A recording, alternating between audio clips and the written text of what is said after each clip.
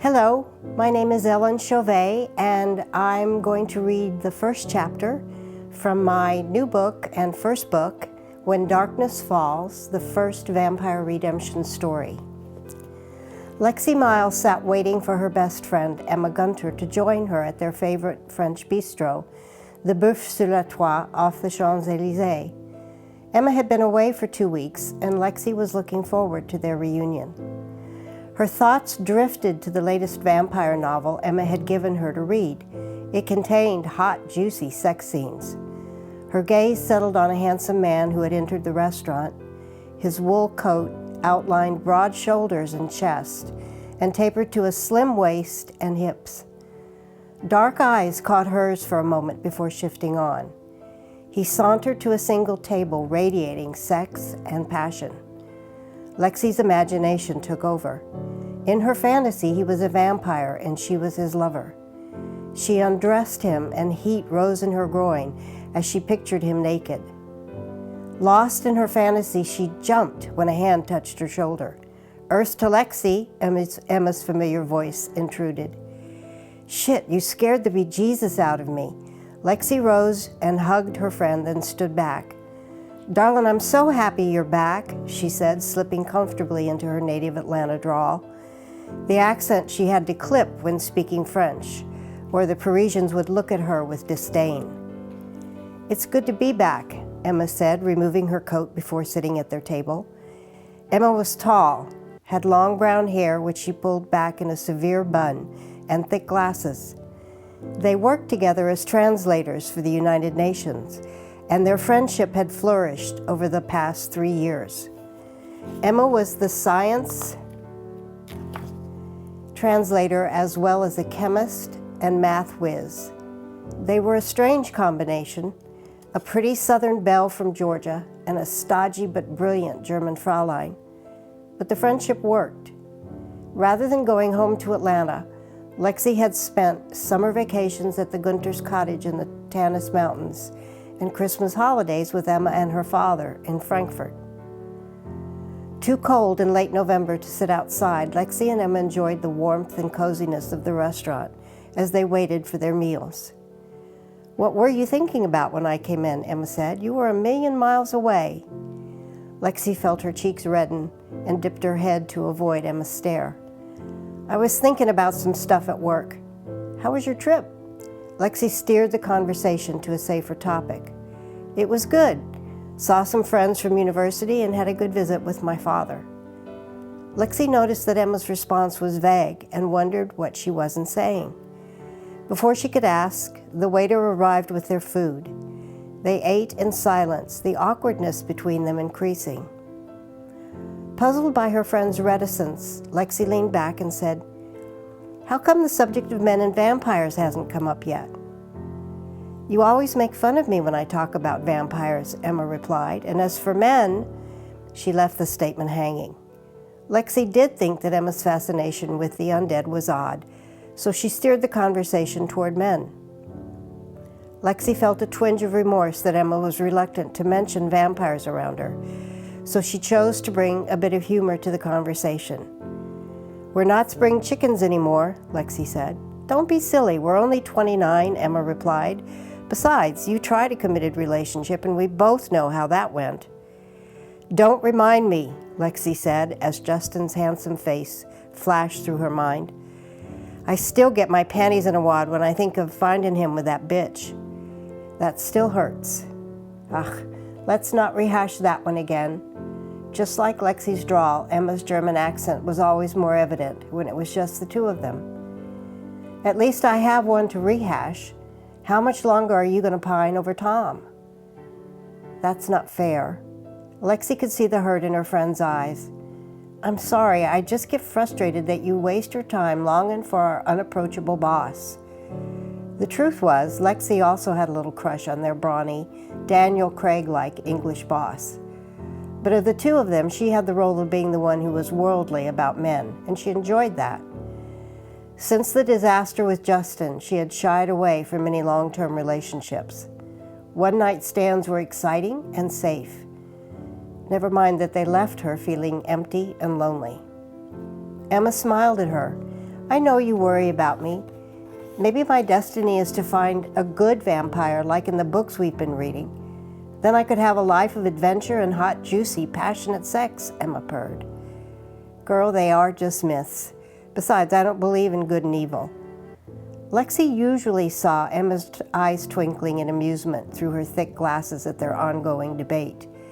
But this time, Emma's eyes held no sparkle, and she said with a serious tone, "All myths have some truth in the background." "I guess everyone needs to believe in something," Lexi said, "especially when you're a mousy nerd." She experienced a twinge of guilt at her unkind thought. Lexi loved Emma like a sister, and her attempts to improve her appearance came from a place of caring. "Hun, you are barking up the wrong tree if you think I'll ever believe vampires are real. There isn't any truth in the background, although I must admit I enjoy the erotica.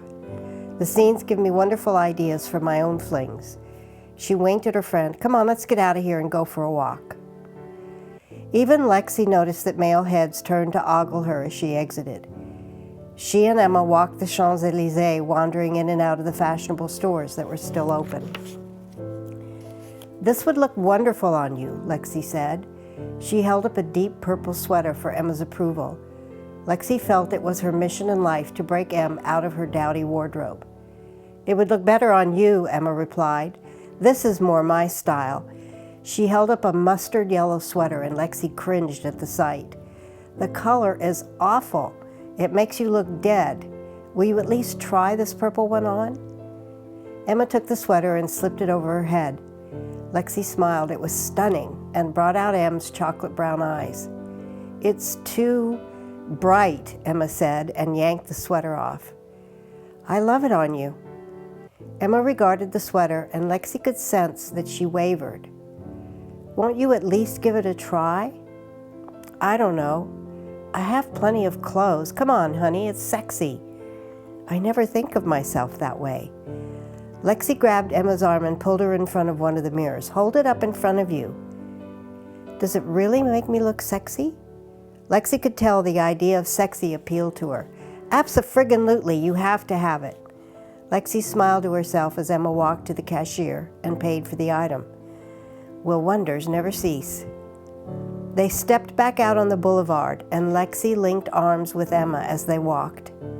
In soft whispers, they commented on the men that they passed on the street.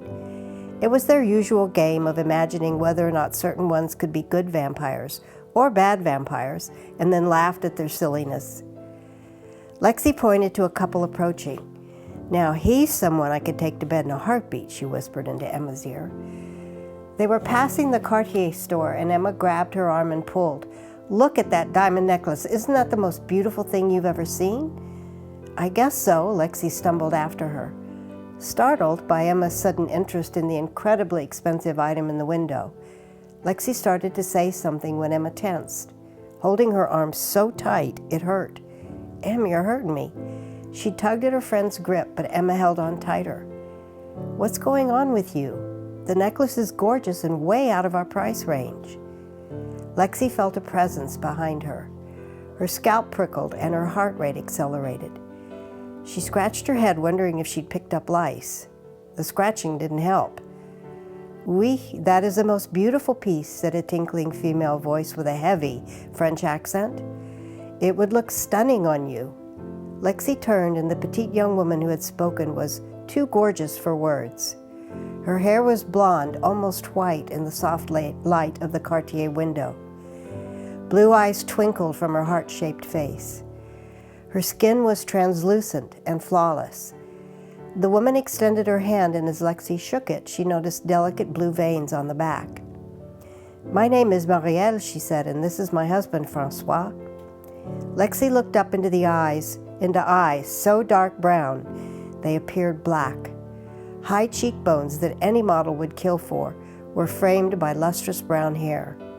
His broad chest and shoulders filled out the suede jacket he wore, and tight-fitting designer jeans revealed a slim waist and long legs.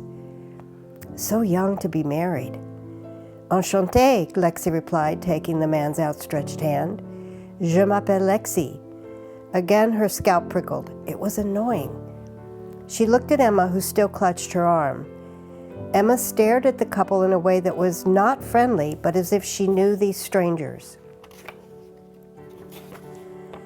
"Do y'all know each other?" Lexi asked, puzzled by Emma's demeanor. "I know, mademoiselle." Francois spoke for the first time and reached out his hand toward Emma.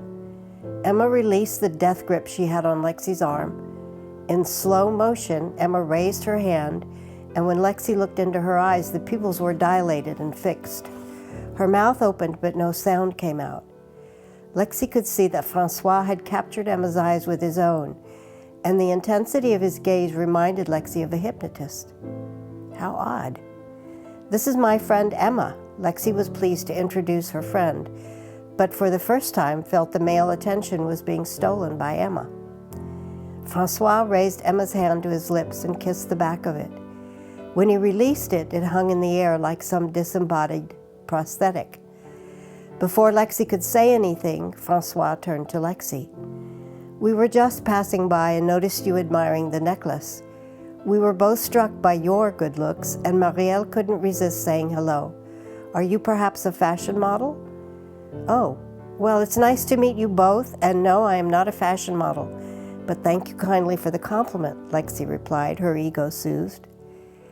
"Come on, we need to go," Emma said. "It's getting late and I have a lot to do tomorrow." "Rude much?" "It was nice meeting you both," Lexi said.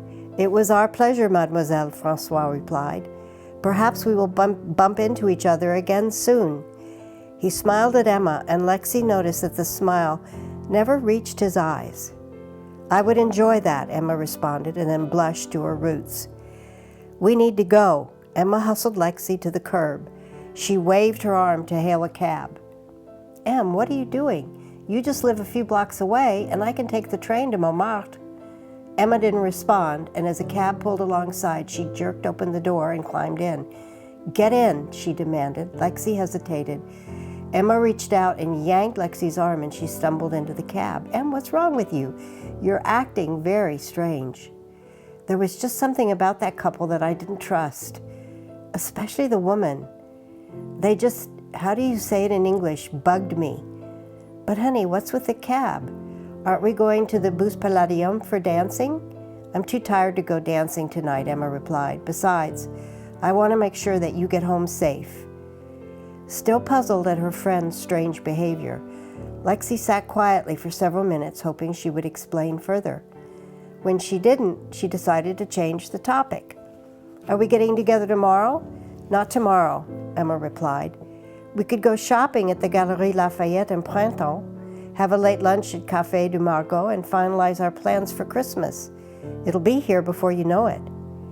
"I have some things I need to take care of, but I will call you on Sunday morning and we can get together then, okay?" "Sounds good. Don't forget my mom arrives in the afternoon," Lexi said, wondering what things Emma needed to take care of. On occasion, her friend could be aloof. "I haven't forgotten. I'm looking forward to meeting her." The cab pulled up in front of Lexi's apartment. She was surprised when Emma leaned over and grabbed her arm. "Be careful. Paris is not as safe as you think. Lock your door and check your windows." "I promise I'll be careful," Lexi replied. "Are you sure you're okay?" "I'm fine. I'll talk to you Sunday." Lexi waved as the taxi pulled away from the curb. Emma's eyes stared at her, but she didn't wave back. So strange. She entered her apartment, unable to shake off the sense of unease brought on by Emma's behavior. Large by Paris standards, Lexi's home reflected her eclectic taste. Deep red drapes covered the French doors that led to her balcony, and the pieces of furniture she acquired were ultra-modern in design. She took a moment to review her to-do list in preparation for her mother's visit. Most of them were ticked off. She would clean the next day. In contrast to the rest of the apartment, her bedroom was romantic, with wooden shutters painted a robin's egg blue, a bedspread to match, and big fluffy pillows tossed casually about. Her bed was wrought iron with gauzy, soft blue drapes. Lexi changed into her pajamas and her eyes locked onto the most recent vampire book she was reading. Her thoughts returned to Emma. and the discomfort she'd experienced earlier returned. She picked up the phone to call her, then smiled at her concern. "I'll worry about that tomorrow."